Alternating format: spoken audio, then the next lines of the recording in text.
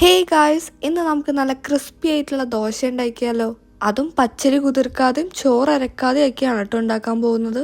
ആദ്യം തന്നെ 1/4 കപ്പോളം ഉഴുന്നെടുത്ത് 4 to 6 മണിക്കൂറെങ്കിലും കുതിർത്ത് വെക്കുക. ഇതുപോലെ ആയതിനു ശേഷം നമുക്ക് ആവശ്യത്തിന് വെള്ളവും കൂടെ ചേർത്ത് ഇതൊന്ന് അരച്ചെടുക്കാം. അതിനുശേഷം നമുക്ക് 1 to 1.5 കപ്പോളം വറുത്ത അരിപ്പൊടി ചേർത്ത് കൊടുക്കുക.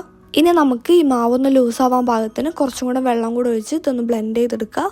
ഇപ്പോഴേ നമ്മളുടെ മാവ് നന്നായിട്ട് ബ്ലെൻഡായി വന്നിട്ടുണ്ട്.